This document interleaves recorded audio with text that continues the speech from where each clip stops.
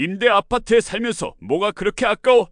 어차피 팔지도 못하는 집인데 보증금이라도 빼면 되잖아.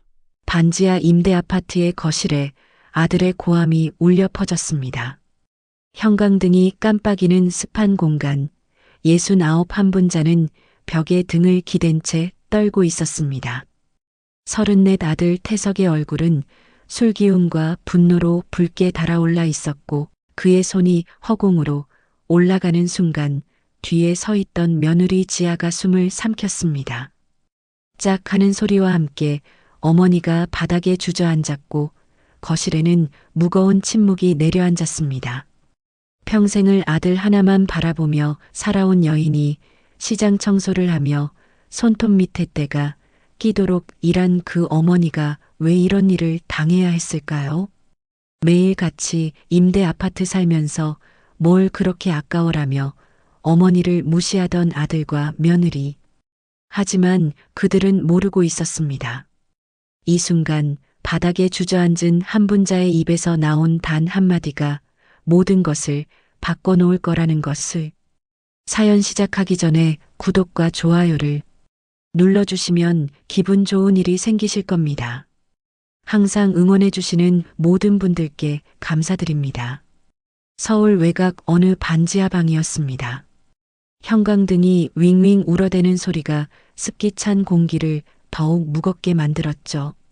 벽지 곳곳에는 곰팡이 자국이 번져 있었고 세탁기에서는 끊임없이 물 떨어지는 소리가 들려왔습니다. 똑똑똑. 그 규칙적인 소리가 마치 시간을 세는 것 같았어요. 한겨울인데도 지하 특유의 눅눅함이 온몸을 감싸는 그런 곳이었습니다. 나는 식탁 앞에 홀로 앉아 있었어요.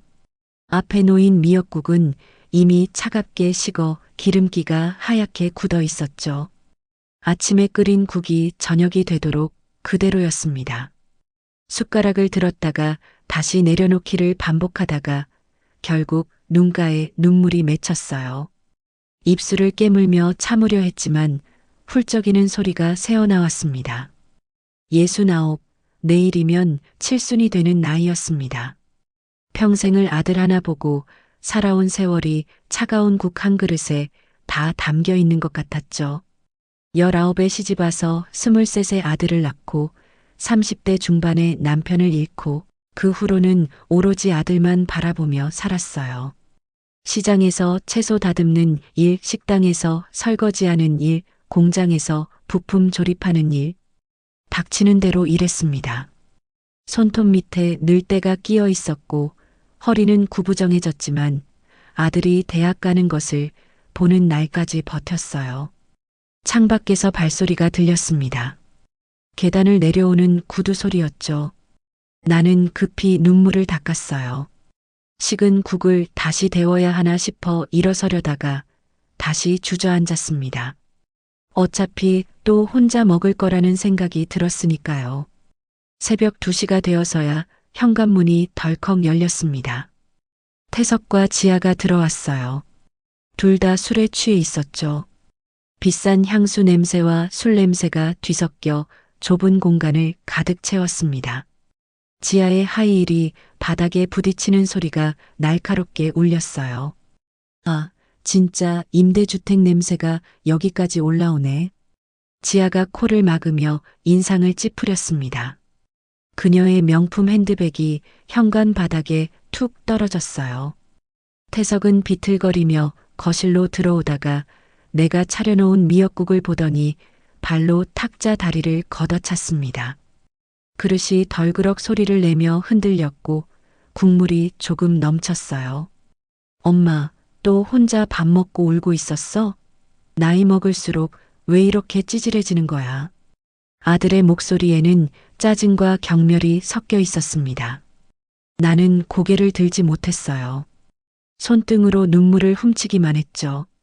지아는 거실을 한 바퀴 둘러보더니 소파에 털썩 주저앉았습니다. 구두를 벗어 던지며 투덜거렸어요. 어머님, 청소 좀 제대로 하세요. 친정엄마는 매일 걸레질 하시는데 이 집은 왜 이렇게 눅눅하고 곰팡이 냄새나요? 그 말에 내 어깨가 움찔했습니다. 오늘도 새벽 5시에 일어나 시장 청소 일을 하고 집에 돌아와서도 걸레질을 2번이나 했었죠. 무릎이 시큰거리고 손목이 욱신거렸지만 그런 말은 꺼내지 못했어요. 반지하의 습기는 아무리 닦아도 사라지지 않는다는 것을 그들은 모를 테니까요. 태석이 냉장고를 열었다가 짜증스럽게 문을 쾅 닫았습니다. 진동의 냉장고 위에 놓인 그릇들이 달그락거렸어요. 또 김치랑 반찬밖에 없네. 돈은 매일 시장에서 번다면서 왜 제대로 된 음식 하나 못 사오는 거야? 우리가 거지야? 나는 조용히 일어나 부엌으로 갔습니다. 찬장을 열어 숨겨둔 즉석밥을 꺼내려다가 지아의 날카로운 목소리에 손을 멈췄어요. 어머님, 내일 친정 부모님 오시는 거 잊지 않으셨죠? 제발 이번엔 망신 좀 안 당하게 해주세요. 지난번에는 반찬이 너무 초라해서 얼마나 창피했는지 몰라요. 알았어. 내 목소리는 거의 들리지 않을 만큼 작았습니다.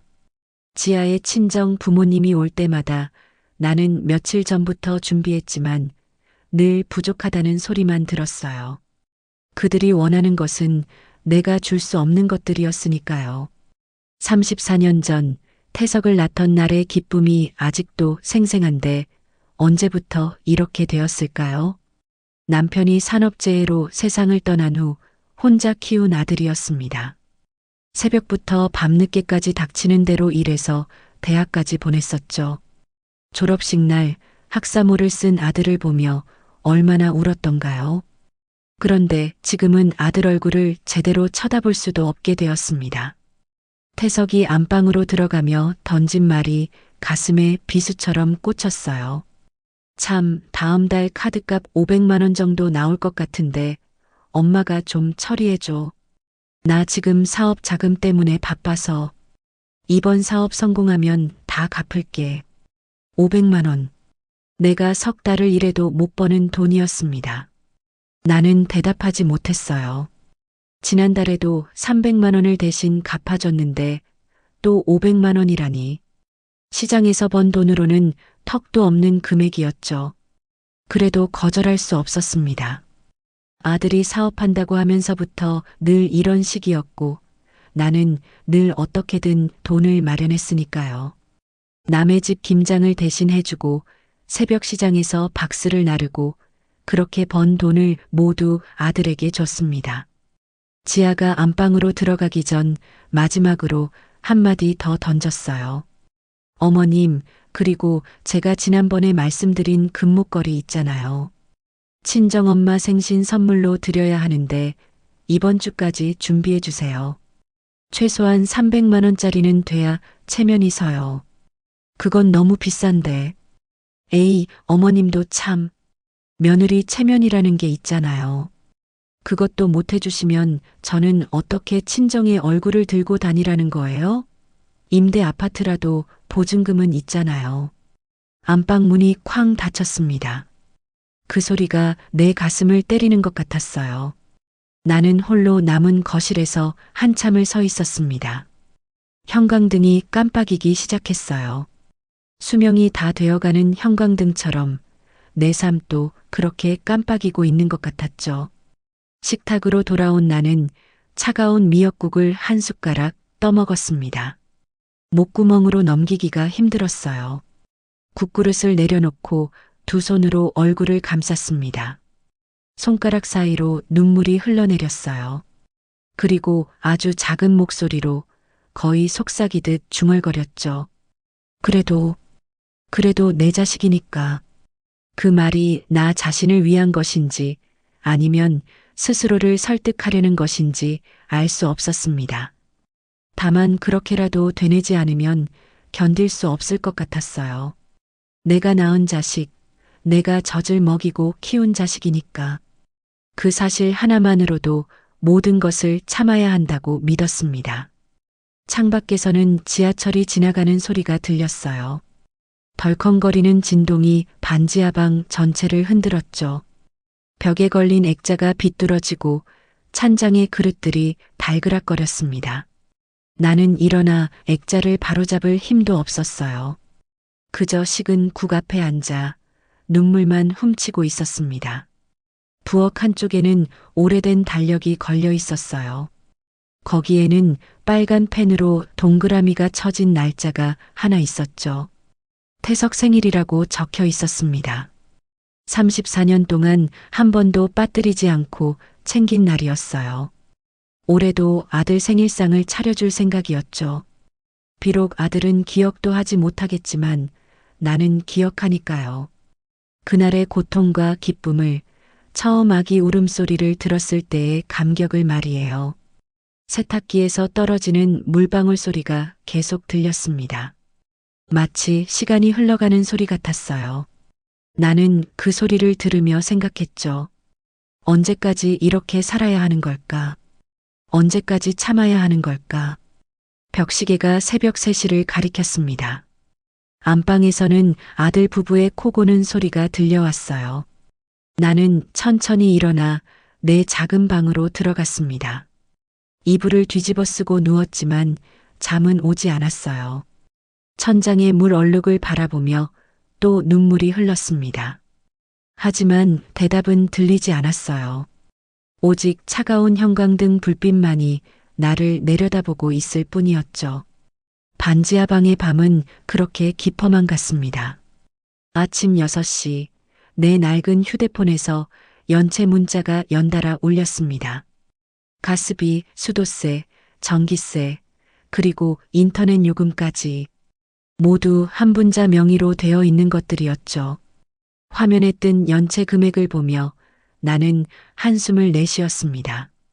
전기요금 18만 원, 가스비 23만 원, 수도세 7만 원.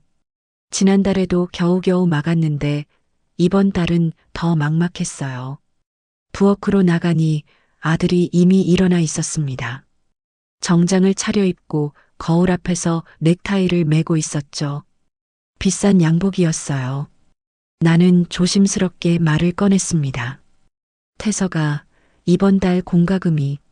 아, 엄마. 아침부터 돈 얘기야? 나 지금 중요한 미팅 있어서 바빠. 아들은 거울만 보며 대답했습니다. 시선 한 번 주지 않았죠. 나는 떨리는 손으로 연체 문자를 보여주려 했지만 아들은 이미 현관으로 향하고 있었어요.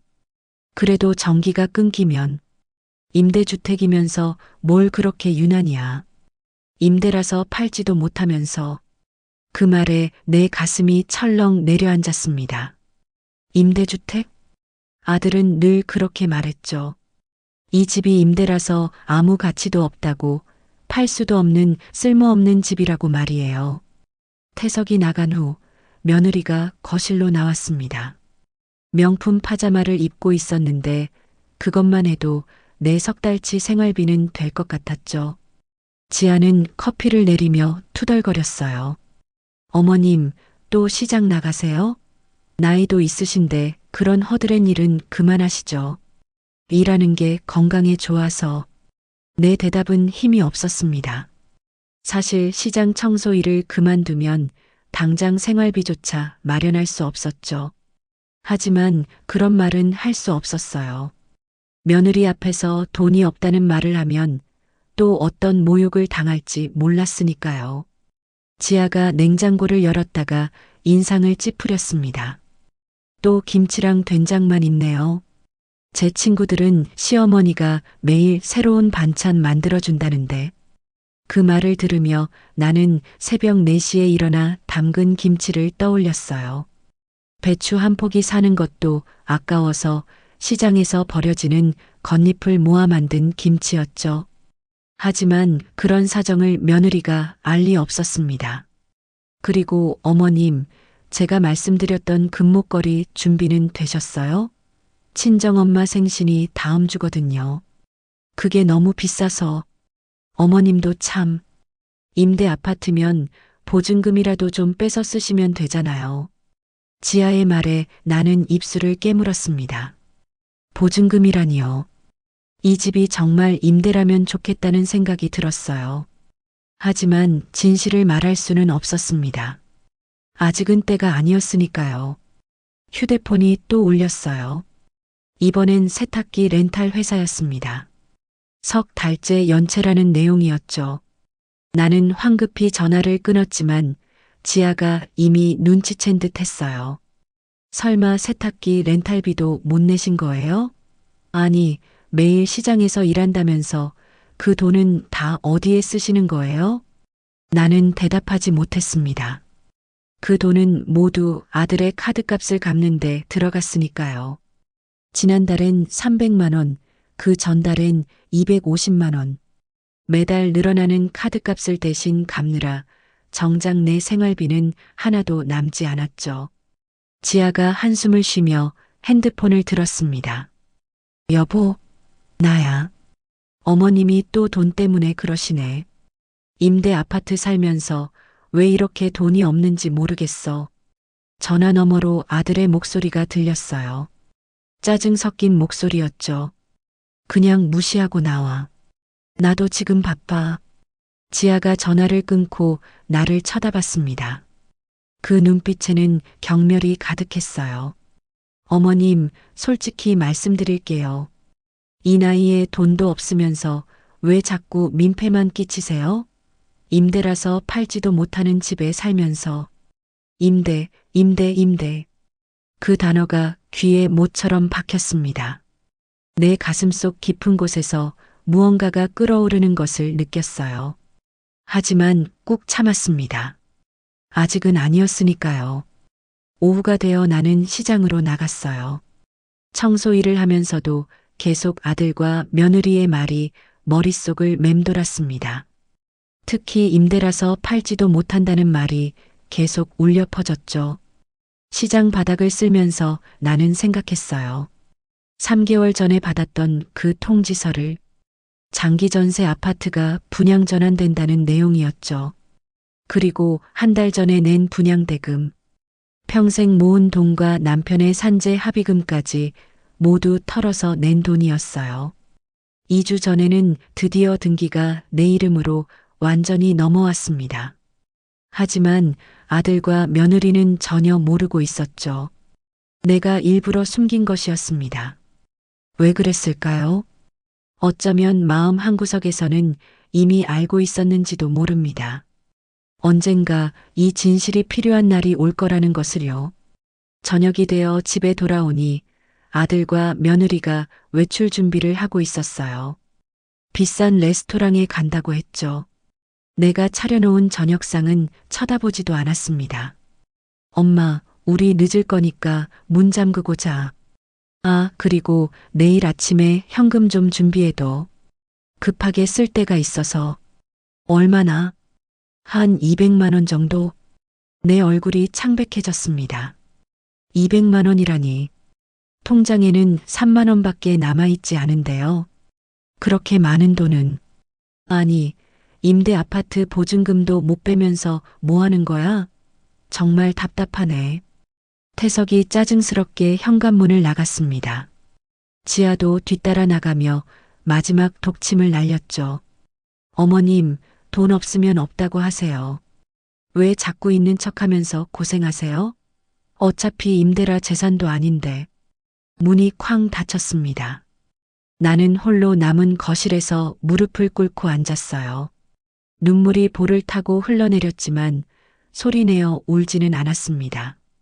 탁자 위에는 연체 고지서들이 쌓여 있었어요.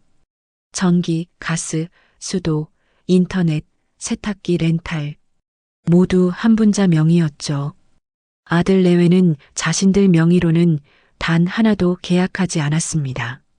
나는 떨리는 손으로 서랍을 열었어요. 그 안에는 몇 장의 서류가 있었죠. 분양전환 통지서, 분양대금 납부 영수증, 그리고 2주 전에 받은 등기부등본. 소유자 한 분자. 내 이름이 선명하게 적혀 있었습니다. 하지만 나는 서류를 다시 서랍 깊숙이 넣었어요. 아직은 아니었으니까요. 아직은 참을 수 있었으니까요. 그저 며칠만 더, 조금만 더 참으면 되었으니까요. 그런데 정말 그럴까요? 정말 계속 참을 수 있을까요? 나는 자신도 모르게 주먹을 꽉 쥐었습니다. 손톱이 손바닥을 파고들었지만 그 아픔조차 느끼지 못했어요. 마음의 아픔이 훨씬 더 컸으니까요.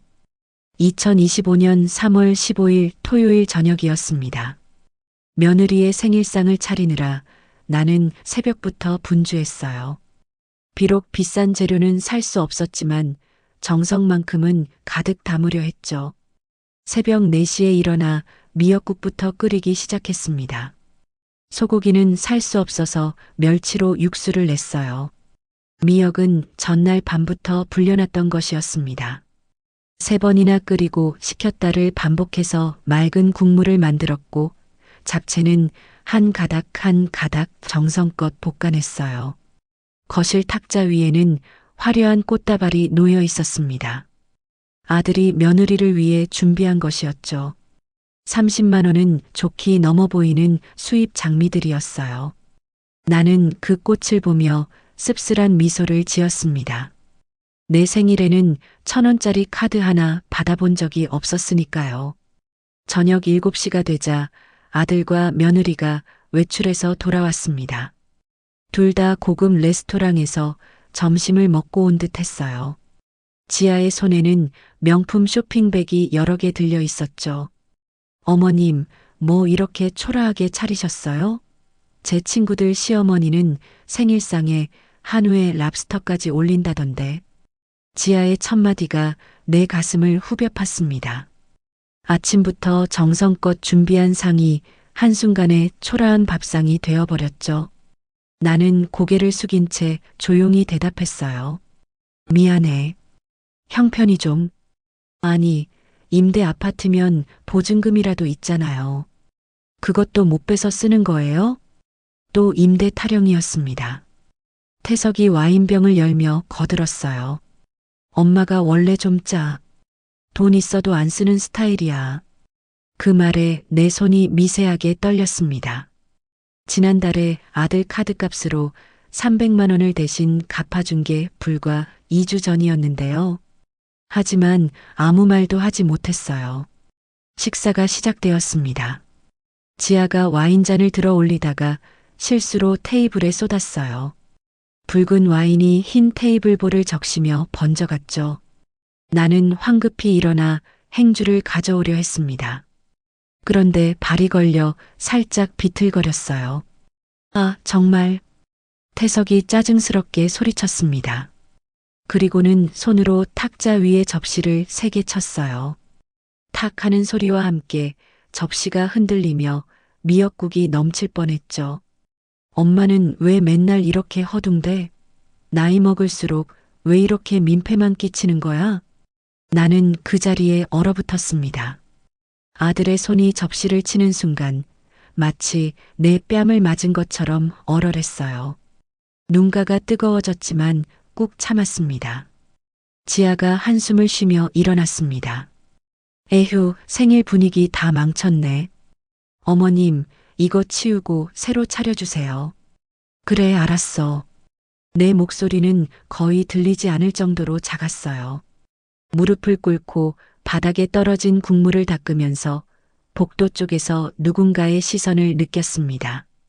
이웃집 말순이었어요. 문틈 사이로 이쪽을 보고 있었죠.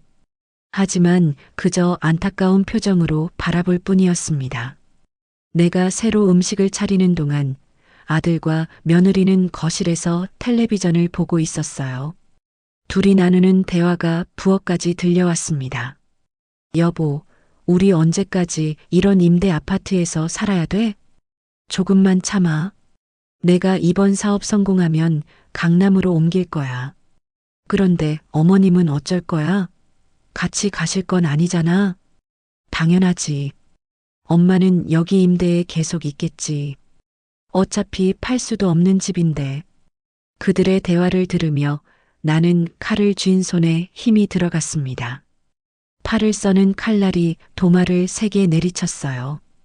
탁, 탁, 탁. 리듬이 점점 빨라졌죠. 서랍 속에 있는 서류들이 떠올랐습니다.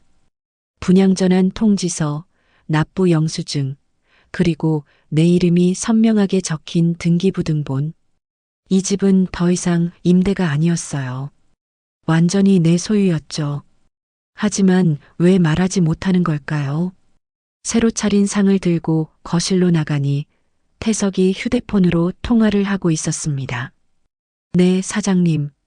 제 사업장 주소요? 아, 그거 제 집 주소로 등록되어 있습니다. 네, 안정적인 곳이죠. 나는 깜짝 놀랐습니다. 사업장 주소를 이 집으로 등록했다니요. 나에게 한마디 상의도 없이 말이에요. 태서가 사업장 주소를. 엄마, 지금 중요한 통화 중이야. 나중에 얘기해. 아들은 손으로 입을 막으라는 제스처를 했습니다. 나는 입을 다물 수밖에 없었어요. 저녁 식사가 계속되었지만 분위기는 차가웠습니다. 지아는 계속 휴대폰만 보고 있었고 태석은 와인만 마셨어요. 내가 정성껏 만든 음식들은 거의 손도 대지 않은 채 남았죠. 어머님, 저 이제 그만 먹을게요. 배불러서. 지아가 숟가락을 내려놓았습니다.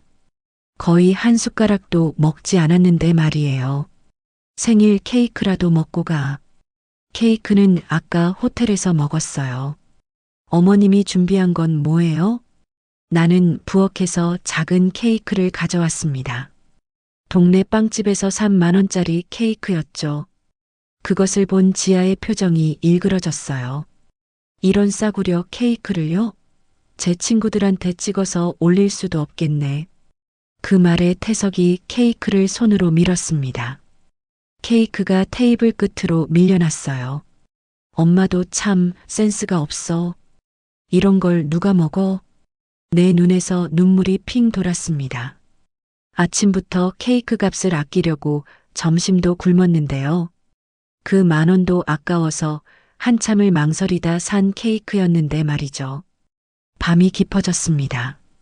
아들과 며느리는 안방에 들어갔고 나는 홀로 주방에서 설거지를 했어요. 차가운 물에 손이 시려웠지만 마음은 더 시렸습니다. 복도에서 발소리가 들렸어요. 말순이 조심스럽게 다가왔죠. 분자야, 괜찮아? 괜찮아. 아까 그 소리 다 들었어. 너무 심한 거 아니니? 말순의 걱정스러운 목소리에 나는 억지로 웃어 보였습니다. 익숙해. 늘 이랬으니까. 하지만 정말 익숙한 걸까요? 접시를 치는 소리, 케이크를 밀어내는 손짓, 그런 작은 폭력들이 쌓이고 쌓여서 이제는 견딜 수 없을 지경이 되었는데도요. 나는 설거지를 마치고 내 작은 방으로 들어갔습니다. 서랍을 열어 그 서류들을 다시 꺼내 보았어요. 등기부등본에 적힌 내 이름을 손가락으로 쓸어 보았죠.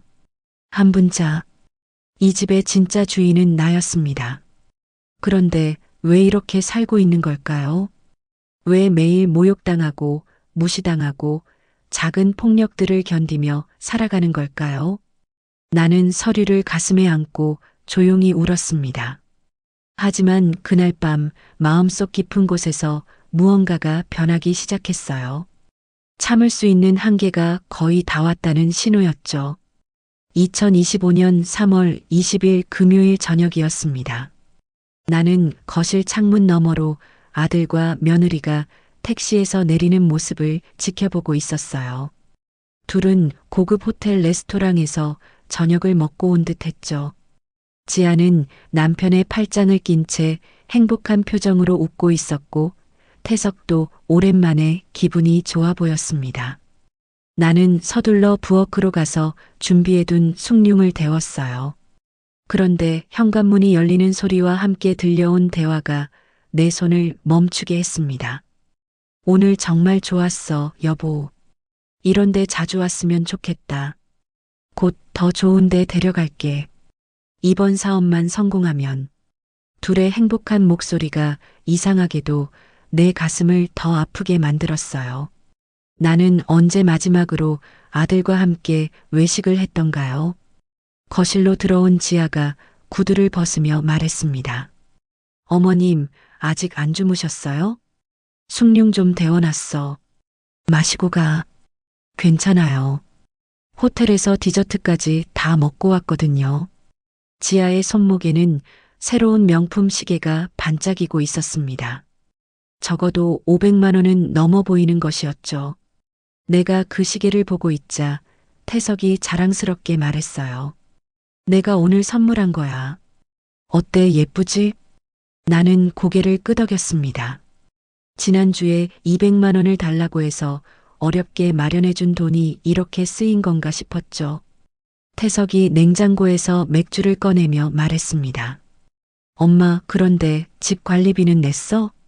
아직 돈이 좀 모자라서. 아니, 임대 아파트 관리비도 못 낼 정도야? 그럼 뭐하러 돈 번다고 매일 시장에 나가는 거야? 내 얼굴이 화끈거렸습니다. 관리비를 못 낸 건 아들 카드값을 대신 내주느라 그랬는데 그런 말은 할 수 없었어요. 다음 주에는 꼭 낼게. 다음 주. 맨날 그 소리야. 태석의 목소리에 짜증이 묻어났습니다. 맥주를 한 모금 마신 그가 갑자기 무언가 생각난 듯 말했어요. 아, 맞다. 엄마, 내가 사업자 대출 받는데 보증인이 필요해. 서류에 도장만 찍으면 돼. 나는 깜짝 놀랐습니다. 보증인이라니요. 얼마나 되는 대출인데? 별거 아니야. 한 5천만 원 정도? 5천만 원. 심장이 쿵쿵 뛰기 시작했어요. 그건 너무 큰 금액이야. 만약에라도. 만약은 무슨 만약? 내가 사업 망할 거라고 생각해? 엄마는 왜 맨날 부정적으로만 생각하는 거야? 태석의 목소리가 커졌습니다. 지아도 거들었어요. 맞아요, 어머님. 아들 하나 믿지도 못하시는 거예요? 그럼 누굴 믿으실 건데요? 나는 입술을 깨물었습니다. 이미 태석의 사업은 2번이나 실패했고 그때마다 내가 뒤처리를 했었죠. 하지만 그런 과거를 꺼내면 분위기만 더 나빠질 게 뻔했어요. 조금만 시간을 줘. 생각해 볼게.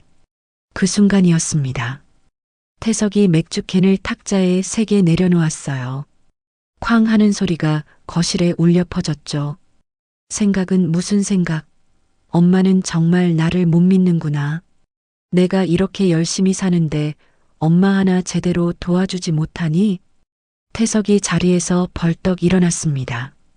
그의 얼굴은 붉게 달아올라 있었어요. 임대 아파트에 살면서 뭐가 그렇게 아까워? 어차피 팔지도 못하는 집인데. 또 임대 타령이었습니다. 나는 속으로 생각했어요. 이제 말해야 하나. 이 집이 내 명의로 완전히 넘어왔다는 것을. 하지만 입이 떨어지지 않았습니다. 지아가 팔짱을 끼며 말했어요. 어머님, 정말 실망이에요. 시어머니가 이렇게 인색하실 줄은 몰랐네요. 그 말이 방아쇠가 되었습니다. 태석이 나에게 다가왔어요. 그의 눈빛이 평소와 달랐습니다. 차갑고 날카로웠죠. 엄마, 나 정말 화난다. 평생 나 하나 키웠다면서 정작 중요한 순간에는 이렇게 나오는 거야? 나는 뒷걸음질을 쳤습니다. 하지만 벽에 등이 닿아 더 이상 물러설 곳이 없었어요. 태석이 한 발 더 다가왔습니다. 그의 손이 올라가는 것을 보았어요. 설마 하는 생각이 들었죠. 그리고 그 일이 일어났습니다. 짝! 태석의 손바닥이 내 왼쪽 뺨을 때렸어요. 며느리가 바로 옆에서 지켜보고 있는데 말이죠. 충격으로 나는 그 자리에 주저앉았습니다. 뺨이 아니라 가슴이 더 아팠어요. 아들이, 내가 평생을 바쳐 키운 아들이 나를 때렸다는 사실이 믿기지 않았습니다. 지아가 놀란 표정으로 태석의 팔을 잡았어요. 여보, 너무한 거 아니야? 하지만 그녀의 목소리에는 진심 어린 걱정보다는 당황함이 더 많이 묻어 있었죠. 태석은 거친 숨을 내쉬며 말했습니다. 엄마가 나를 이 지경으로 만든 거야. 왜 이렇게 나를 무시해? 나는 바닥에 앉은 채로 왼쪽 뺨을 감쌌습니다. 뜨거웠어요. 아들의 손자국이 그대로 남아있는 것 같았죠. 눈물이 흘러내렸지만 소리는 내지 않았습니다. 그런데 이상했습니다. 눈물이 멈추고 가슴속 무언가가 뚝 하고 끊어지는 소리가 들렸어요. 34년 동안 이어져 온 끈 같은 것이 말이죠. 나는 천천히 고개를 들어 아들을 바라봤습니다. 그리고 아주 조용하고 차분한 목소리로 말했어요. 오늘로 끝이야. 태석이 비웃었습니다. 뭐가 끝이라는 거야? 엄마가 뭘 할 수 있다고? 나는 더 이상 대답하지 않았습니다. 그저 천천히 일어났을 뿐이에요. 다리가 후들거렸지만 꿋꿋이 서 있었죠. 태석과 지아를 번갈아 봤습니다. 늦었으니 들어가서 쉬어. 내 목소리는 놀랍도록 담담했습니다. 태석이 당황한 듯 나를 쳐다봤지만 나는 이미 내 방으로 향하고 있었죠. 방문을 닫고 나서야 무릎에 힘이 풀렸습니다. 문에 기대어 주저앉았어요. 왼쪽 뺨이 욱신거렸지만 그것보다 더 아픈 건 마음이었습니다. 하지만 동시에 이상하게도 홀가분한 느낌이 들었어요. 서랍을 열었습니다. 그 안에 있는 몇 장의 서류를 꺼내 가만히 들여다봤어요. 내 이름이 적힌 종이들. 내 손이 떨리지 않았습니다. 휴대폰을 들었다가 다시 내려놓았습니다. 뭔가를 해야 한다는 것은 알았지만 무엇을 어떻게 시작해야 할지 막막했어요. 왼쪽 뺨의 통증만이 이것이 현실임을 일깨워주고 있었습니다. 새벽 3시까지 나는 잠들지 않았습니다. 머릿속이 텅 빈 것 같으면서도 동시에 수많은 생각들이 스쳐 지나갔죠. 더 이상 참지 않기로 했습니다. 더 이상 당하지 않기로 했어요. 창밖으로 희미한 달빛이 들어왔습니다. 나는 거울을 봤어요. 왼쪽 뺨은 부어 있었지만 내 눈빛은 그 어느 때보다 또렷했습니다. 오늘로 끝. 그 말은 진심이었어요. 어머니로서의 나는 오늘로 끝났습니다. 이제부터는 한 분자로서, 한 사람으로서 살아갈 것이었죠. 2025년 3월 21일 토요일 아침이었습니다. 나는 평소와 달리 시장에 나가지 않았어요. 왼쪽 뺨이 부어 있어서 사람들을 만날 수 없었던 것도 있지만 그보다는 마음이 너무 무거워서 일을 할 수가 없었죠. 새벽 내내 뜬 눈으로 지새운 탓에 머리가 무겁고 어지러웠습니다. 거울을 봤어요. 왼쪽 뺨은 시퍼렇게 멍이 들어 있었고 부어올라서 얼굴이 비대칭이 되어 있었습니다. 욱신거렸어요. 눈은 울어서 퉁퉁 부어 있었죠. 아침 7시 안방에서 아들 부부가 자고 있는 소리가 들렸어요. 규칙적인 숨소리와 코 고는 소리. 아무 일도 없었다는 듯이 편안하게 자고 있는 것이었습니다. 나는 조용히 옷을 갈아입었어요. 검은색 점퍼와 청바지, 그리고 운동화. 가장 편한 차림이었죠. 가방을 들고 현관으로 향했습니다. 서랍에서 꺼낸 서류 몇 장을 가방에 넣었어요. 무엇인지는 나만 알고 있었죠. 현관문을 여는 순간 삐걱하는 소리가 났습니다. 멈칫했지만 안방에서는 아무 반응이 없었어요. 나는 조심스럽게 문을 닫고 밖으로 나왔습니다. 아침 8시 나는 조용히 집을 나섰어요. 현관문을 닫는 소리조차 내지 않으려고 조심스럽게 움직였습니다. 계단을 내려가면서 거울에 비친 내 얼굴을 다시 봤어요. 마스크를 꺼내 얼굴을 가렸습니다. 검은색 마스크였는데 그래도 부은 뺨이 완전히 가려지지는 않았어요. 첫 번째로 간 곳은 동주민센터였습니다. 토요일이라 문이 닫혀 있을 줄 알았는데 다행히 오전에는 열려 있었죠. 유리문을 밀고 들어가니 따뜻한 공기가 얼굴을 감쌌어요. 나는 안으로 들어가 번호표를 뽑았습니다. 손이 떨려서 번호표를 떨어뜨릴 뻔했어요. 대기 의자에 앉아 기다리는 동안 벽에 걸린 포스터들을 봤습니다. 노인 학대 예방, 가정폭력 상담, 법률 구조공단. 그런 문구들이 눈에 들어왔어요. 마치 나를 위해 준비된 것 같았습니다. 창구 직원이 내 번호를 불렀을 때 나는 천천히 일어났습니다. 무엇을 물어보려고 왔는지조차 잠시 잊어버렸어요. 직원이 친절하게 물었죠. 젊은 여자 직원이었는데 따뜻한 미소를 지으며 말했습니다. 무엇을 도와드릴까요? 나는 입을 열었다가 다시 다물었습니다. 목소리가 나오지 않았어요. 그리고는 가방에서 몇 장의 서류를 꺼냈습니다. 떨리는 손으로 서류를 건네주었어요. 직원은 서류를 받아들고는 컴퓨터 화면을 들여다봤죠. 아, 이 건이시군요. 잠시만 기다려주세요. 직원이 키보드를 두드리는 소리가 들렸습니다. 탁탁탁탁.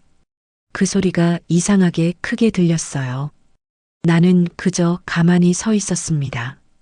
마치 다른 사람의 일을 처리하는 것처럼 멍한 기분이었어요. 10분쯤 지났을까요? 직원이 다시 서류를 건네주며 무언가를 설명했지만 잘 들리지 않았습니다. 귀가 먹먹한 것 같았어요. 그저 고개만 끄덕이고 나왔습니다. 손에는 새로운 봉투가 하나 더 들려 있었죠. 다음으로 간 곳은 은행이었습니다. 토요일이라 사람이 많지 않았어요. 나는 또 번호표를 뽑고 의자에 앉았습니다.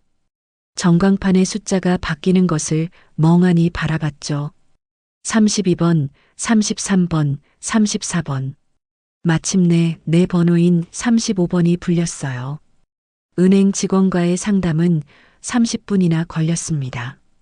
중년의 남자 직원이었는데 진지한 표정으로 내 이야기를 들었어요. 나는 통장을 꺼내 보이고 신분증을 제시하고 서류에 서명을 했습니다. 정말 이렇게 하실 건가요? 다시 한번 생각해 보시는 게.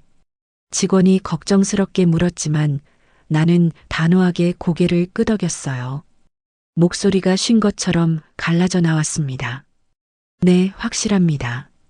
은행을 나온 후에는 카드사로 향했습니다. 건물이 꽤 멀어서 버스를 타야 했어요. 버스 안에서 창밖을 보니 봄이 오고 있었습니다. 벚꽃 봉오리가 부풀어 오르고 있었죠. 예년 같았으면 아들과 함께 벚꽃 구경이라도 갈 생각을 했을 텐데 이제는 그런 마음조차 들지 않았습니다. 카드사에 도착했어요. 높은 건물이었는데 유리로 된 외벽이 햇빛을 반사하고 있었습니다. 역시 번호표를 뽑고 기다렸습니다. 상담원이 컴퓨터를 두드리며 뭔가를 확인했고 나는 또 서류에 도장을 찍었습니다. 정말로 이렇게 하실 건가요? 가족카드인데. 상담원이 마지막으로 확인했지만 나는 고개만 끄덕였습니다. 말을 하면 눈물이 날 것 같았어요.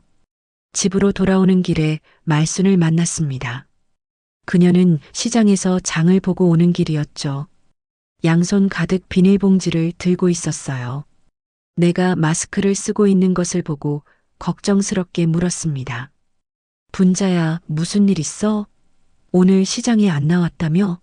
감기라도 걸렸어? 감기 기운이 좀 있어서.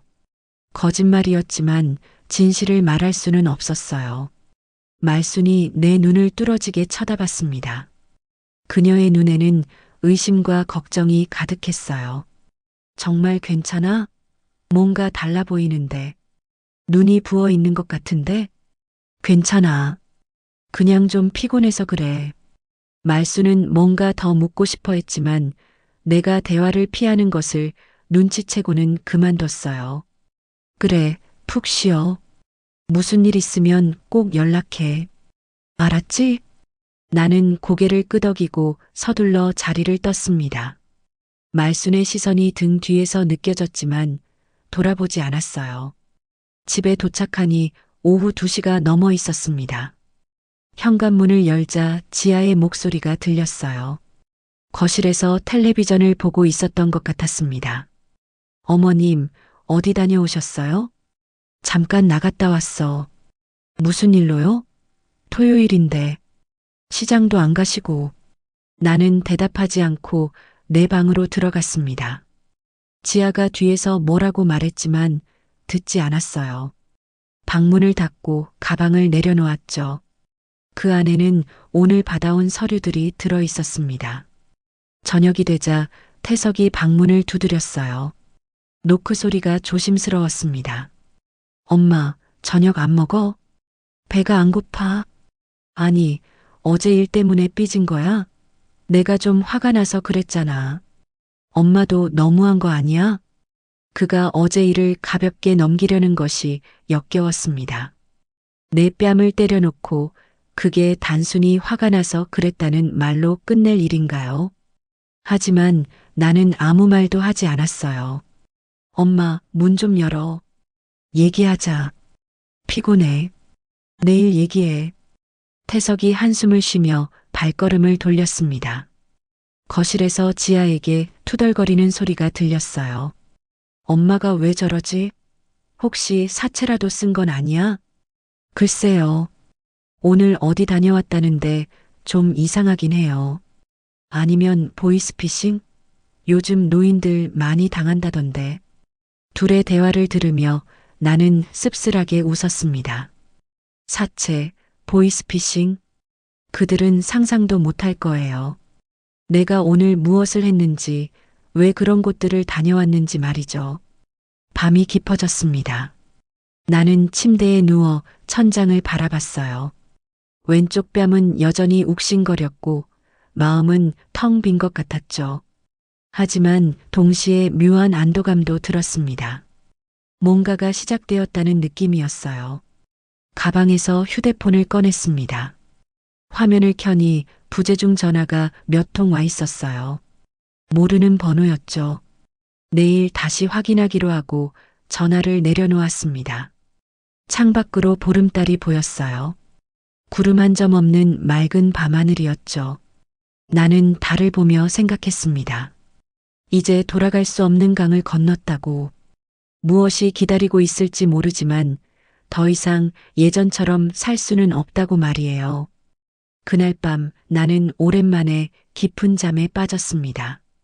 꿈도 꾸지 않은 채로요. 2025년 3월 22일 일요일 오후였습니다.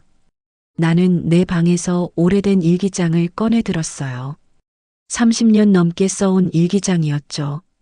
누렇게 바랜 종이 위에는 아들을 키우며 겪었던 모든 순간들이 빼곡히 적혀 있었습니다. 첫 장을 펼치니 1991년 3월 15일이라고 적혀 있었습니다. 태석을 낳은 날이었죠. 페이지를 넘기며 읽어내려갔어요. 첫 걸음마를 떼던 날, 대학 합격 소식을 듣던 날. 그때는 모든 것이 희망으로 가득했었습니다. 2015년 3월 20일자 일기가 눈에 들어왔어요. 남편이 세상을 떠난 날이었죠. 오늘 당신이 떠났습니다. 산재 사고였다고 합니다. 이제 태석이와 나 둘뿐입니다. 태석이만 바라보고 살아야겠습니다. 내 전부를 다 바쳐서라도 훌륭하게 키워내겠습니다. 그 다짐이 이렇게 끝날 줄 누가 알았을까요? 눈물이 일기장 위로 떨어졌습니다. 번진 잉크 자국이 과거의 눈물 자국과 겹쳐졌어요. 거실에서는 지아의 목소리가 들려왔습니다. 전화 통화를 하고 있었죠. 친정엄마와 통화하는 것 같았어요. 엄마, 시어머니가 요즘 너무 이상해요. 어제는 하루 종일 어디 갔다 왔는데 뭘 하고 온 건지 말도 안 하고 오늘은 방에만 틀어박혀 있어요. 나는 일기장을 넘기다가 손을 멈췄습니다. 2020년의 일기들이었어요. 태석이 지아와 결혼하던 무렵의 일기였죠. 며느리가 예쁘고 똑똑해 보인다. 우리 아들을 잘 내조해 줄 것 같다. 이제 나도 짐을 내려놓을 수 있을까? 얼마나 순진했던가요? 며느리가 들어오면서부터 내 삶은 더 힘들어졌습니다. 아들은 아내 편만 들었고 나는 점점 소외되었어요. 방문을 두드리는 소리가 들렸습니다. 지아였어요. 어머님, 방 정리 좀 하려고 하는데 들어가도 될까요? 나중에 해. 아니, 먼지가 너무 많아서요. 제 알레르기 때문에. 코가 간지러워서 못 참겠어요. 나는 마지못해 문을 열었습니다. 지아가 들어와서는 이리저리 둘러보기 시작했어요. 청소기를 들고 온 것도 아니면서 그저 구경하러 온 것이 뻔했죠. 그녀의 눈이 내 책상 위를 훑어갔습니다. 거기에는 어제 받아온 서류들이 놓여 있었어요. 이게 뭐예요? 지아가 서류 뭉치를 집어들었어요. 나는 재빨리 그것을 빼앗았습니다. 순간적으로 힘이 들어가서 서류가 구겨질 뻔했어요. 그냥 서류야. 만지지 마. 뭔데 그렇게 숨기세요? 설마. 혹시 빚 독촉장이에요? 지아의 눈빛이 의심스럽게 변했습니다. 그녀는 내 손에서 서류를 다시 빼앗으려 했지만 나는 꽉 쥐고 놓지 않았어요. 실랑이를 벌이다가 서류 한 장이 바닥에 떨어졌습니다. 명함이었어요. 거기에는 어떤 사무실 이름과 전화번호가 적혀 있었죠. 지아가 명함을 주워서 들여다봤습니다. 하지만 글씨가 작아서인지 제대로 읽지는 못하는 것 같았어요. 그저 법무법인이라는 글자만 어렴풋이 보였을 뿐이었죠. 이상한 명함이네요.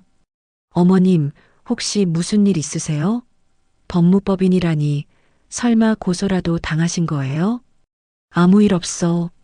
나가. 내 목소리가 평소보다 날카로웠습니다. 지아는 놀란 표정으로 나를 쳐다봤어요. 왜 이렇게 예민하세요? 정말 뭔가 숨기는 거 있죠? 어제도 이상하게 나갔다 오시더니.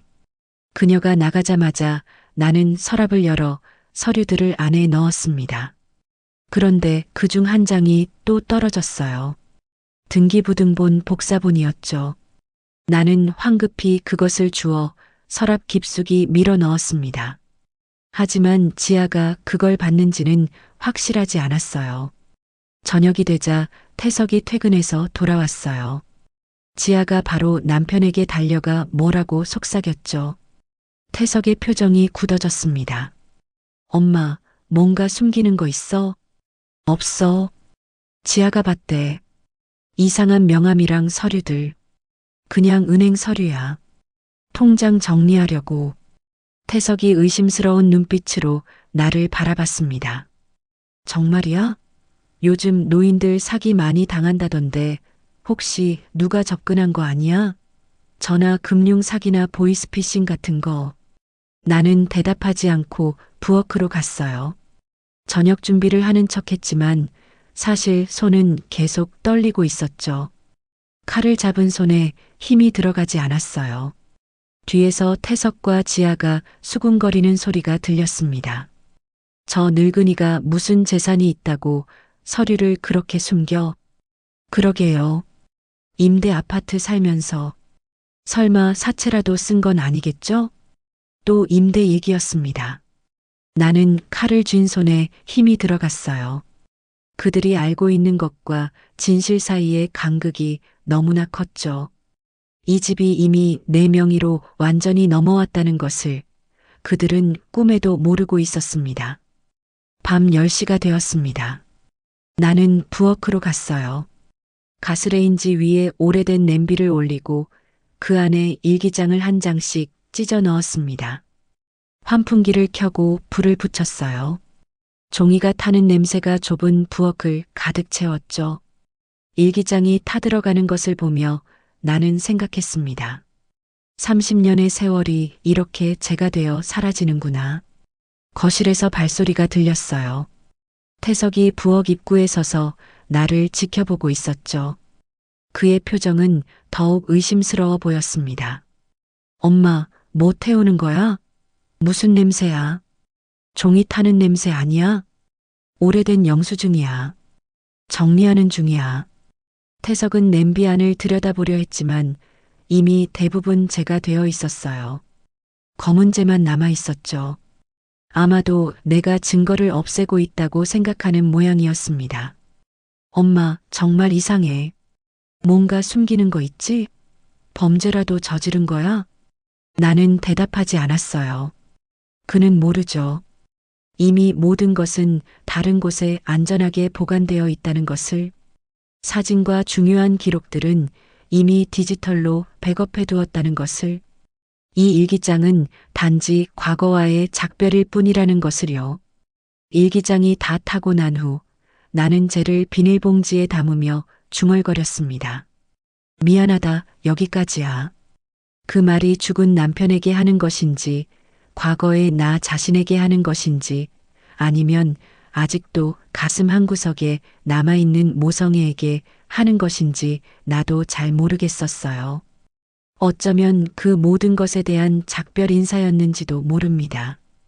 방으로 돌아와 침대에 누웠습니다.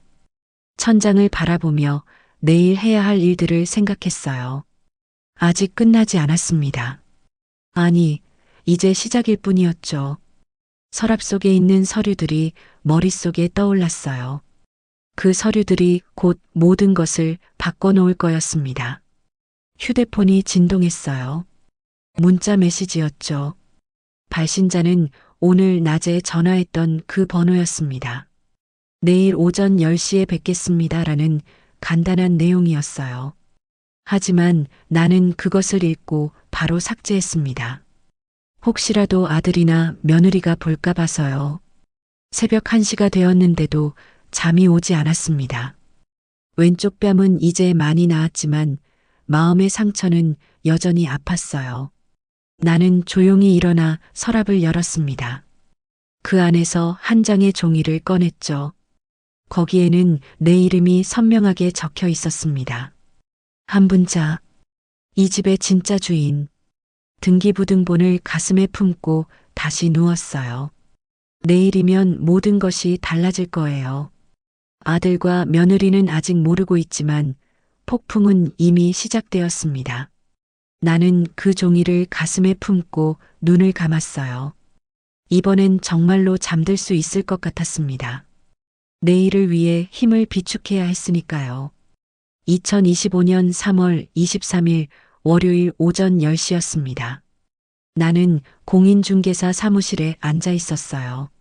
맞은편에는 변호사 정민호와 공인중개사 박도영이 자리하고 있었죠. 테이블 위에는 여러 서류들이 가지런히 놓여 있었습니다. 이제 모든 카드를 공개할 시간이었어요. 민호 변호사가 서류를 하나씩 집어들며 설명하기 시작했습니다. 그의 목소리는 차분하고 명확했어요. 안경 너머로 보이는 눈빛이 진지했죠.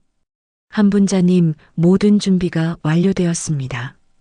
우선 이것부터 보시죠. 그가 든 것은 장기 전세 아파트 분양 전환 통지서였어요. 날짜가 선명하게 찍혀 있었죠. 2024년 12월 23일. 정확히 3개월 전이었습니다. 종이가 바스락거리는 소리가 조용한 사무실에 울렸어요. 이 통지서를 받으신 후 분자님께서는 분양대금을 완납하셨습니다. 여기 납부 영수증입니다. 두 번째 서류가 테이블에 놓였어요. 2025년 2월 20일자 납부 영수증이었죠. 금액은 3억 5천만 원. 내 평생 저축과 남편의 산재 합의금을 모두 털어서 낸 돈이었습니다. 그 숫자를 다시 보니 가슴이 뭉클했어요. 그리고 가장 중요한 것, 등기부등본입니다. 세 번째 서류가 공개되었어요. 소유자 한분자. 등기 이전 접수일은 2025년 3월 7일. 2주 전이었죠. 이제 이 집은 완전히 내 것이었습니다. 내 이름이 적힌 그 종이를 보며 어깨가 가벼워지는 것을 느꼈어요. 도영 중개사가 말을 이었습니다.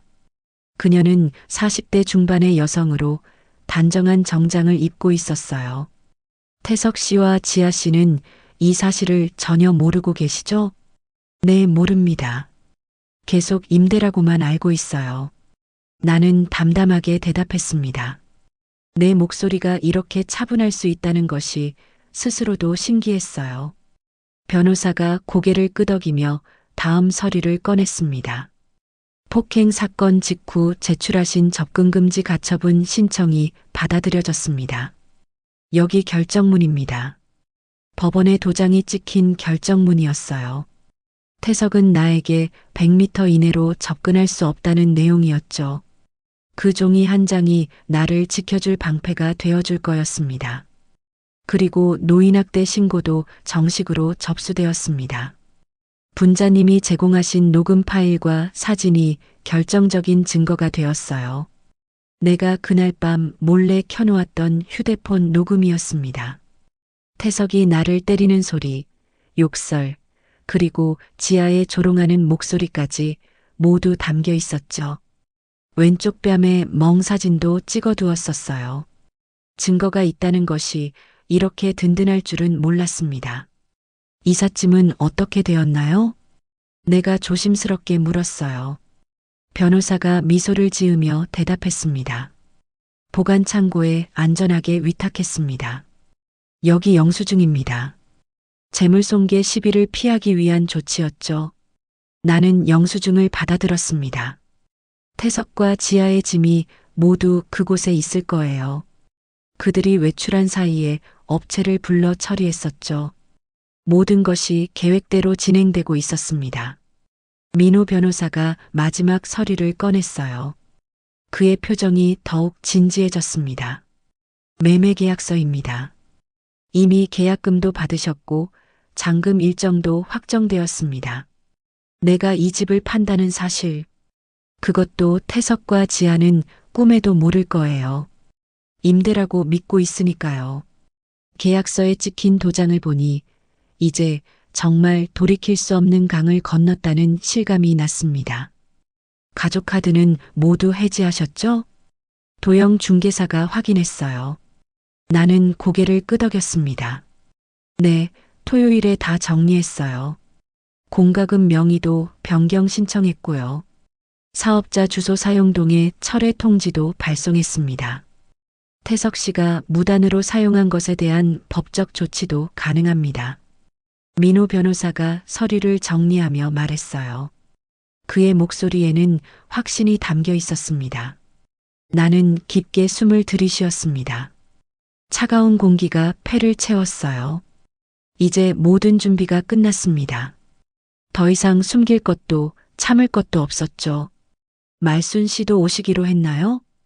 변호사가 시계를 확인하며 물었어요. 나는 고개를 끄덕였습니다. 네, 조금 있으면 도착할 거예요. 증인이 되어주기로 했습니다. 정말로 10분 후에 말순이 도착했어요. 그녀는 숨이 차 있었습니다. 서둘러 온 모양이었어요. 내 손을 꼭 잡으며 말했죠. 분자야, 이제야 결심한 거니? 얼마나 참았어. 나는 고개만 끄덕였습니다. 목이 메어 말이 나오지 않았어요. 말순이 그날 복도에서 목격한 것들을 증언해 주기로 했습니다. 접시를 치는 소리, 케이크를 밀어내는 모습, 그리고 마침내 뺨을 때리던 그날까지. 변호사가 시계를 확인하며 말했습니다. 이제 돌아가셔도 됩니다. 내일부터 본격적으로 진행될 겁니다. 나는 서류들을 다시 한번 훑어봤어요.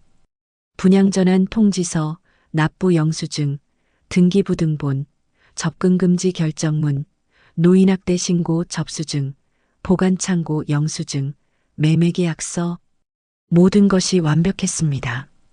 이제 임대가 아니라 내 집이야.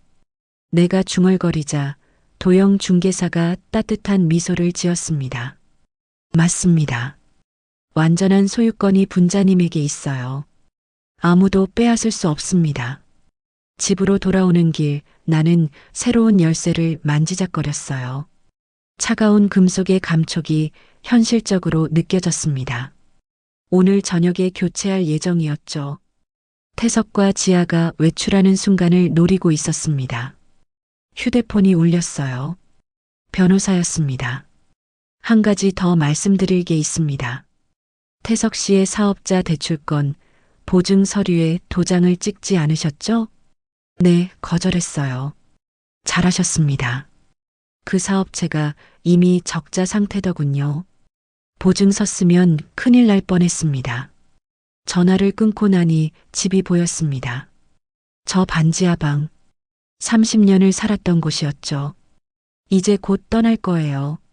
아니, 정확히는 태석과 지아가 떠나게 될 거였죠. 현관문을 열고 들어가니 지아가 거실에서 텔레비전을 보고 있었어요. 화면에는 드라마가 나오고 있었는데 그녀는 휴대폰만 보고 있었죠. 어머님, 또 어디 다녀오셨어요? 산책 좀 했어. 요즘 너무 자주 나가시는 것 같은데요. 나는 대답하지 않고 내 방으로 들어갔습니다. 가방 안에는 오늘 받은 모든 서류의 사본이 들어 있었어요. 원본은 변호사 사무실에 보관하기로 했죠. 안전을 위해서였습니다. 저녁 6시 태석과 지아가 외출했습니다. 친구들을 만나러 간다고 했어요. 나는 창문으로 그들이 멀어지는 것을 확인했습니다.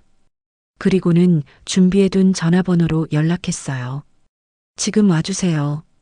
30분 후 자물쇠 교체 기사가 도착했어요. 젊은 남자였는데 능숙한 솜씨로 작업을 시작했습니다. 드릴 소리가 요란했지만 개의치 않았어요. 신속하게 현관 자물쇠를 바꿨죠. 새 열쇠는 내 손에만 있었습니다. 3개를 만들었는데 하나는 변호사에게, 하나는 중개사에게, 마지막 하나는 내가 가졌어요. 밤 10시 태석과 지아가 돌아올 시간이었어요. 나는 거실에서 그들을 기다렸습니다. 테이블 위에는 한 장의 종이만 놓여 있었죠. 내일부터 이 집에 들어올 수 없습니다. 짐은 보관 창고에 있습니다. 곧 현관 앞에서 소란이 일어날 거예요. 하지만 나는 준비가 되어 있었습니다. 법적으로도 마음으로도 말이죠. 이제 어머니가 아닌 한 사람으로서 내 권리를 찾을 시간이었습니다. 2025년 3월 24일 화요일 밤 10시였습니다. 나는 거실 소파에 앉아 텔레비전을 보고 있었어요. 화면에는 뉴스가 나오고 있었지만 사실 집중하지 않았죠. 귀는 현관문 쪽을 향하고 있었습니다. 곧 태석과 지아가 돌아올 시간이었거든요. 10분이 지나자 현관 앞에서 소리가 들렸어요. 열쇠를 꽂는 소리였죠. 하지만 곧이어 당황한 목소리가 들려왔습니다. 왜 안 열리지? 태석이 다시 열쇠를 돌려보는 소리가 났어요. 덜컥덜컥. 하지만 문은 열리지 않았죠. 자물쇠를 교체했으니까요. 여보, 뭐야? 열쇠 고장 났나? 지아의 목소리에도 짜증이 섞여 있었습니다. 둘이 번갈아 가며 열쇠를 시도하는 소리가 계속됐어요. 그리고 마침내 초인종이 울렸습니다. 띵동, 띵동, 띵동. 점점 급해지는 소리였죠. 나는 천천히 일어나 현관으로 갔어요. 인터폰 화면으로 밖을 봤습니다. 태석과 지아가 당황한 표정으로 서 있었어요. 태석의 얼굴은 붉어져 있었고 지아는 팔짱을 끼고 있었죠. 엄마, 문 열어. 열쇠가 안 맞아. 태석이 소리쳤습니다. 나는 인터폰 버튼을 눌렀어요. 문 열어줘. 뭐? 엄마, 장난하지 말고 빨리 열어. 장난 아니야. 벽에 붙은 종이 봐. 잠시 침묵이 흘렀어요. 아마 내가 붙여놓은 쪽지를 읽고 있는 모양이었습니다. 집은 팔렸습니다. 짐은 보관 창고에 있습니다. 번호는 010-3245-6789. 이게 무슨 소리야? 임대 아파트를 어떻게 팔아? 태석의 목소리가 복도에 울려 퍼졌어요. 이웃들이 나올 정도로 크게 소리치고 있었죠. 지아도 거들었습니다. 어머님, 이거 무슨 장난이에요? 지금 당장 문 열어주세요. 나는 침착하게 대답했어요. 이 집은 임대가 아니야. 내 명의로 된 내 집이었어. 그리고 이제 팔았어. 또 침묵이 흘렀습니다. 믿을 수 없다는 듯한 침묵이었죠.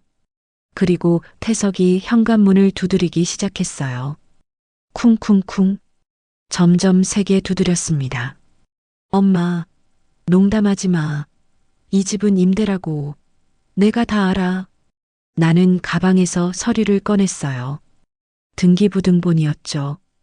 인터폰 화면에 대고 보여줬습니다. 잘 봐. 소유자 한 분자. 이전 날짜 2025년 3월 7일. 이제 믿어? 태석의 얼굴이 창백해졌어요. 그는 화면을 뚫어지게 쳐다봤습니다. 지아도 옆에서 보고 있었죠. 둘 다 말을 잃은 것 같았어요. 이게 어떻게, 언제, 태석의 목소리가 떨렸습니다. 분노인지 당황인지 알 수 없는 감정이 섞여 있었어요. 3개월 전에 분양 전환 통지를 받았어. 한 달 전에 분양대금을 냈고 2주 전에 등기가 넘어왔지. 너희는 전혀 몰랐겠지만 내 목소리는 놀랍도록 차분했어요. 30년 만에 처음으로 아들 앞에서 당당하게 말하고 있었습니다. 그때 태석의 휴대폰이 울렸어요. 문자 메시지였죠. 그는 화면을 확인하더니 얼굴이 더욱 창백해졌습니다. 경찰서 출석 요구, 피의자 신분, 노인 학대, 또 다른 문자가 왔어요. 이번엔 지아의 휴대폰이었습니다. 카드가 정지됐다고?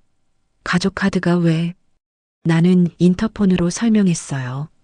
너희가 쓰던 가족 카드는 모두 해지했어. 공과금 명의도 다 바꿨고, 아, 그리고 태서가 내가 이 주소로 등록한 사업자 등록? 그것도 철회 통지 보냈어. 태석이 주머니에서 다른 휴대폰을 꺼냈어요. 업무용 휴대폰인 것 같았습니다. 화면에는 수십 개의 부재중 전화와 문자가 쌓여 있었죠. 거래처에서 사업자 주소 불일치로 계약 보류, 세무서 현장 확인. 그의 목소리가 점점 작아졌어요. 모든 것이 동시에 무너지고 있다는 것을 깨달은 모양이었습니다. 지아가 울먹이기 시작했어요. 어머님, 우리가 뭘 그렇게 잘못했다고 이러세요? 가족끼리 이럴 수 있어요? 가족? 며느리 앞에서 날 때린 게 가족이 할 일이니? 내 말에 지아가 움찔했습니다. 그녀도 그날 밤을 기억하고 있었죠. 그건 실수였어요. 술 때문에. 실수? 매일 돈 달라고 하고, 매일 모욕하고, 매일 임대 타령하면서 무시한 게 다 실수야?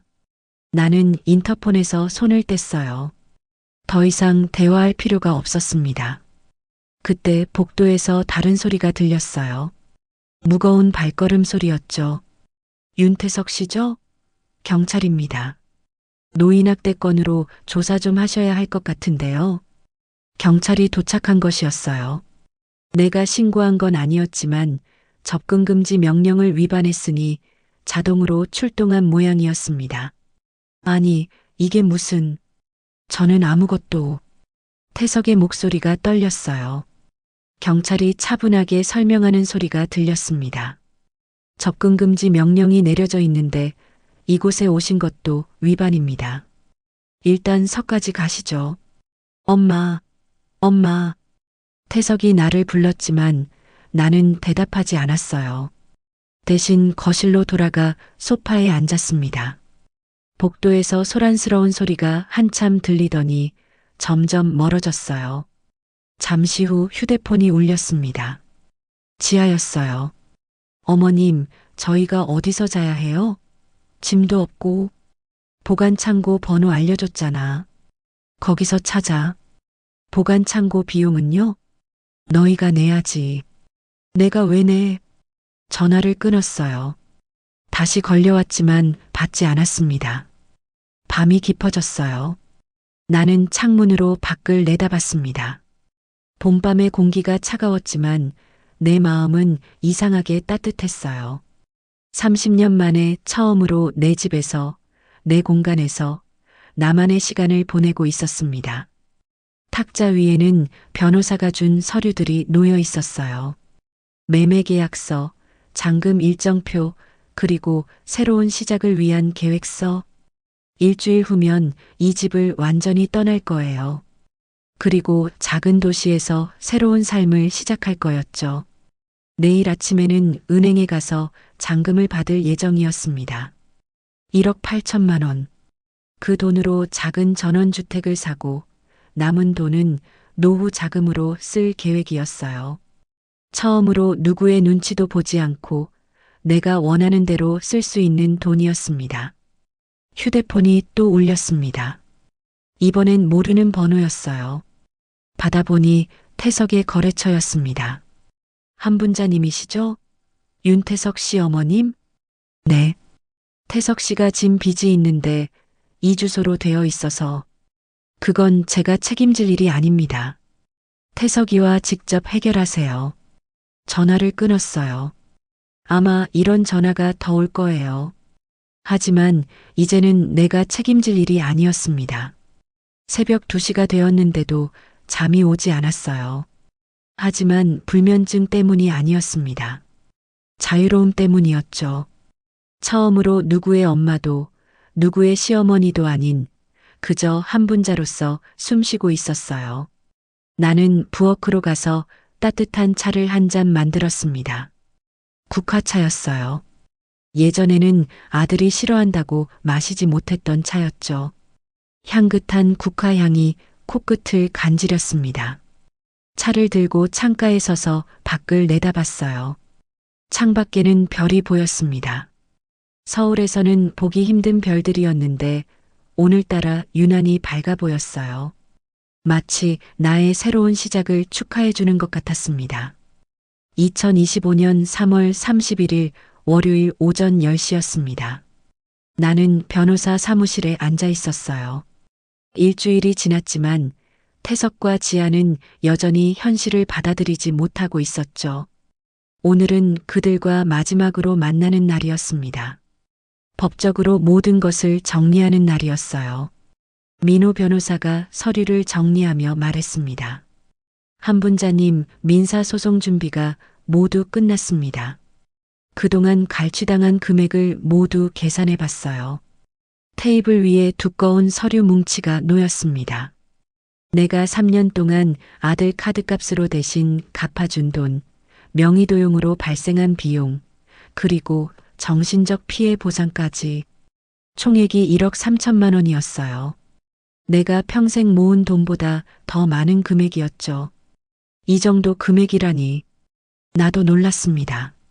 하나하나 따로 볼 때는 참을만 했는데 모두 합치니 어마어마한 액수였어요. 변호사가 고개를 끄덕였습니다. 영수증과 계좌 이체 내역이 모두 증거로 남아 있습니다. 승소 가능성이 높아요. 그때 문이 열렸습니다. 태석과 지아가 들어왔어요. 일주일 만에 보는 그들의 모습은 초췌했습니다. 태석은 수염도 제대로 깎지 않았고 지아는 화장기 없는 얼굴이었죠. 명품 옷 대신 평범한 운동복을 입고 있었어요. 태석이 나를 보자마자 무릎을 꿇었습니다. 엄마, 잘못했어요. 정말 잘못했어요. 그의 목소리는 떨리고 있었어요. 눈에는 눈물이 고여 있었죠. 하지만 나는 아무런 감정도 느끼지 못했습니다. 이미 마음의 끈이 끊어진 지 오래였으니까요. 일어나. 여기서 무릎 꿇을 일 아니야. 내 목소리는 차가웠습니다. 태석이 비틀거리며 일어났어요. 지아도 옆에서 울먹이고 있었죠. 어머님, 저희가 정말 잘못했어요. 다시 한 번만 기회를 주세요. 기회? 34년 동안 기회를 줬어. 이제 끝이야. 변호사가 서류를 태석 앞에 밀었습니다. 윤태석 씨, 이건 민사소송장입니다. 그동안 어머님께 갈취한 금액을 모두 배상하셔야 합니다. 태석이 서류를 보더니 얼굴이 하얗게 질렸어요. 1억 3천만 원? 이게 무슨... 카드값 대납 9천만 원, 명의도용 피해 2천만 원, 정신적 피해 보상 2천만 원. 모두 증거가 있습니다. 태석이 떨리는 손으로 서류를 넘겼습니다. 거기에는 내가 그동안 모아둔 영수증, 계좌 이체 내역, 녹음 파일 목록이 빼곡히 적혀 있었어요. 엄마가 이걸 다 모아뒀다고? 그래.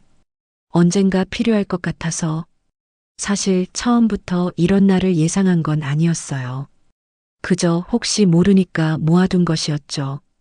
하지만 결국 이렇게 쓰이게 되었습니다. 지아가 울며 말했어요.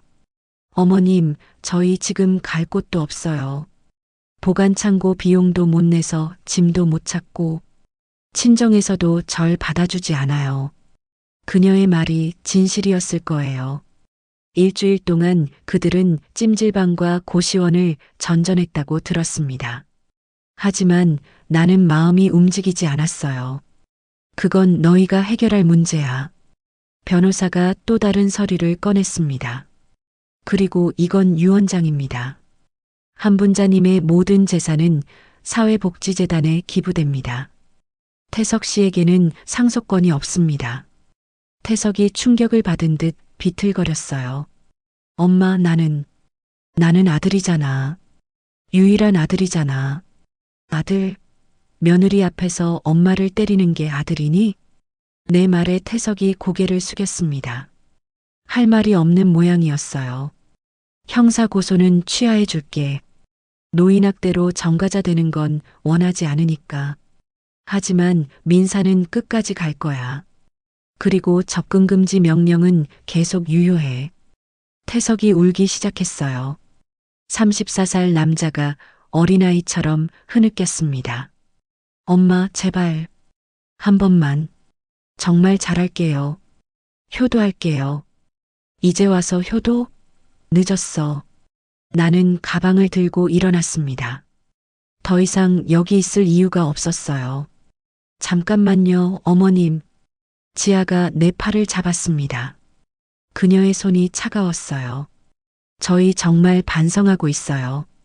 다시는 그러지 않을게요. 나는 그녀의 손을 뿌리쳤습니다. 반성? 일주일 전까지도 임대 타령하면서 나를 무시했잖아. 그건 더 이상 할 말 없으면 나는 가볼게. 문을 나서려는데 태석이 마지막으로 물었어요. 엄마, 어디로 가는 거야? 내가 알 필요 없어. 사실 나는 강릉으로 갈 예정이었습니다. 작은 전원주택을 계약했어요. 바다가 보이는 조용한 마을이었죠. 텃밭도 있고 마당도 있는 아담한 집이었습니다. 처음으로 내 이름으로 산 진짜 내 집이었어요. 변호사 사무실을 나와 엘리베이터를 기다리고 있는데 뒤에서 발소리가 들렸습니다. 태석이었어요. 그는 눈이 퉁퉁 부어 있었죠. 엄마, 마지막으로 한마디만 할게. 나는 돌아보지 않았습니다. 미안해. 정말 미안해. 그리고 사랑해. 그 말을 듣고도 나는 돌아보지 않았어요.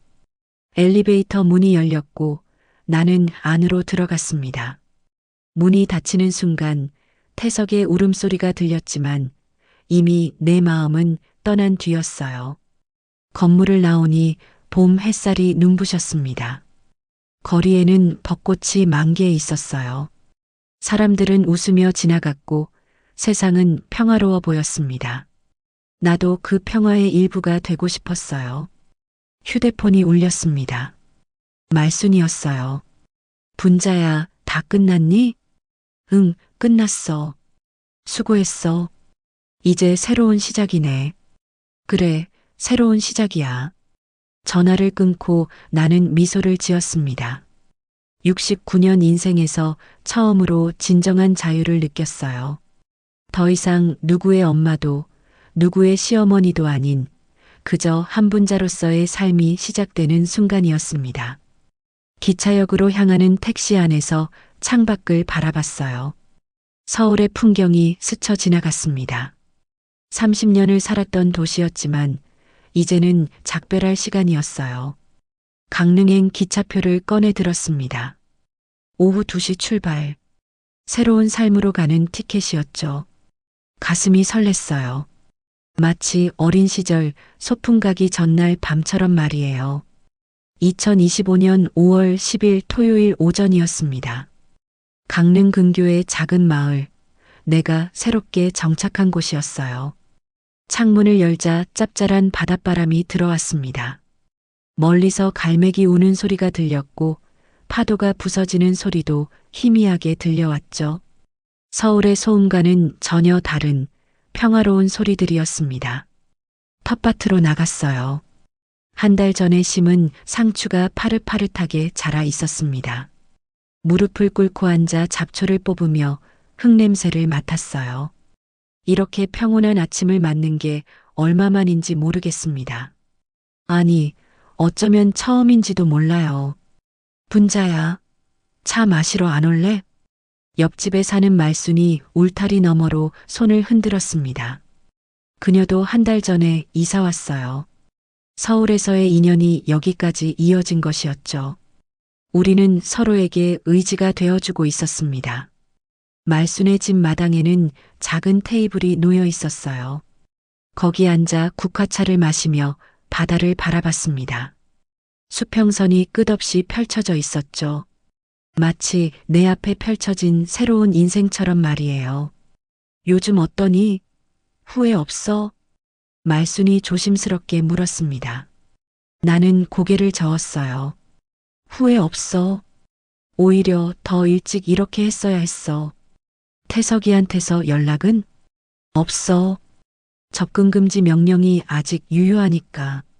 사실 며칠 전에 태석이 편지를 보냈었어요. 변호사를 통해서 전달받았죠. 용서를 구하는 내용이었습니다. 하지만 나는 읽지 않고 그대로 돌려보냈어요. 이제 와서 무슨 소용이 있겠어요. 오후가 되자 나는 마을 경로당으로 갔습니다. 일주일에 2번씩 그곳에서 봉사활동을 하고 있었어요. 어르신들에게 한글을 가르치는 일이었죠. 시장에서 청소하던 것보다 훨씬 보람 있는 일이었습니다. 선생님, 오늘은 뭐 배워요? 8순이 넘은 김할머니가 반갑게 맞아주셨어요. 다들 나를 선생님이라고 불렀습니다.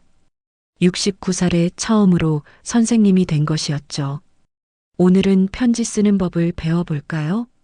수업을 하는 2시간 동안 나는 완전히 다른 사람이 되었어요. 더 이상 누구의 엄마도 누구의 시어머니도 아닌 그저 한 분자 선생님이었습니다. 어르신들의 삐뚤빼뚤한 글씨를 보며 미소가 지어졌어요. 모두가 열심히 배우려는 모습이 아름다웠습니다. 저녁이 되어 집으로 돌아왔어요. 혼자 먹는 저녁이었지만 외롭지 않았습니다. 오히려 자유로웠죠.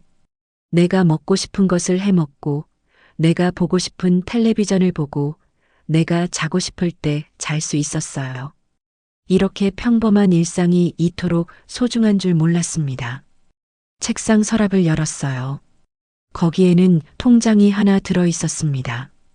집을 팔고 남은 돈이 들어있는 통장이었죠. 1억 원이 조금 넘는 돈이었어요. 많은 돈은 아니었지만 검소하게 살면 충분한 금액이었습니다. 무엇보다 이 돈은 온전히 내 것이었어요. 누구의 눈치도 보지 않고 쓸 수 있는 돈이었죠. 밤 9시 일기를 쓰기 시작했습니다. 새로운 일기장이었어요. 과거의 기록은 모두 태웠지만 새로운 기록은 시작해야 했으니까요. 2025년 5월 10일. 오늘도 평화로운 하루였다. 텃밭에 상추가 잘 자라고 있고 경로당 어르신들도 모두 건강하시다. 나는 행복하다. 처음으로 나 자신을 위해 살고 있다. 펜을 내려놓고 창밖을 봤어요. 달이 밝았습니다. 바다에 비친 달빛이 은빛길을 만들고 있었죠. 마치 내가 걸어온 길처럼, 그리고 앞으로 걸어갈 길처럼 빛나고 있었어요. 휴대폰이 울렸습니다. 민호 변호사였어요. 한분자님 민사소송에서 승소하셨습니다. 태석 씨가 배상금을 분할 납부하기로 했어요. 그래요? 다행이네요. 한 가지 더 전해드릴 말이 있는데, 태석 씨가 정신과 치료를 받기 시작했다고 합니다. 분노조절장애 진단을 받았대요. 잠시 침묵이 흘렀어요. 복잡한 감정이 들었습니다. 안타까움과 씁쓸함이 동시에 느껴졌죠. 하지만 이제는 내가 책임질 일이 아니었어요. 그렇군요.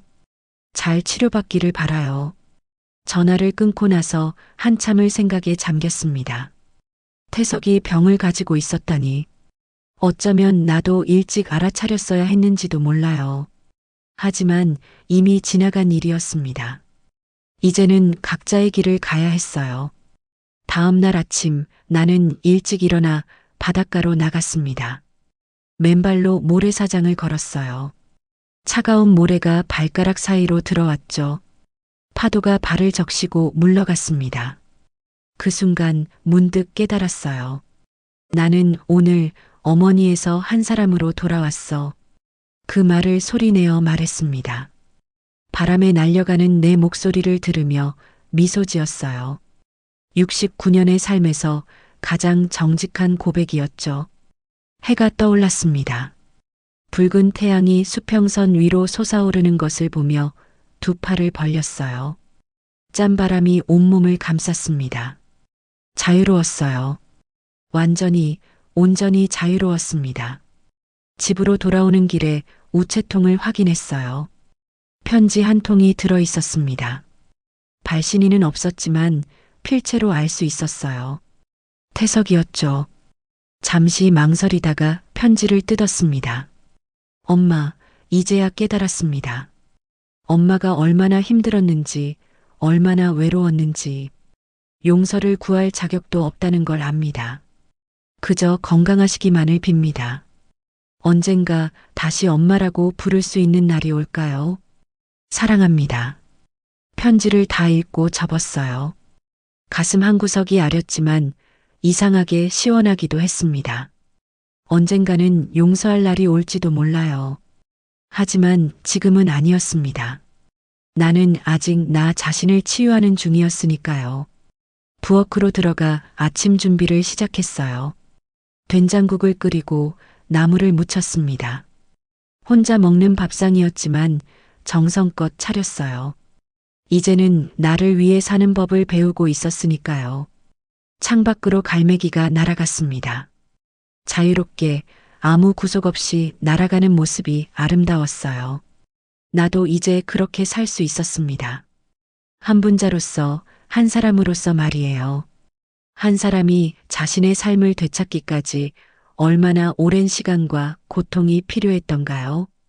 분자가 보여준 용기는 단순한 복수가 아니라 삶의 주인이 되기 위한 필연적인 선택이었습니다. 우리는 모두 한 사람으로 태어났지만 살아가며 수많은 역할과 의무에 자신을 잃어버리곤 합니다. 이 이야기는 묻습니다. 당신은 지금 진정 당신의 삶을 살고 있습니까? 오늘 이야기가 좋았다면 구독과 좋아요 눌러주시고 오늘도 운동 잊지 마시고 늘 건강하세요.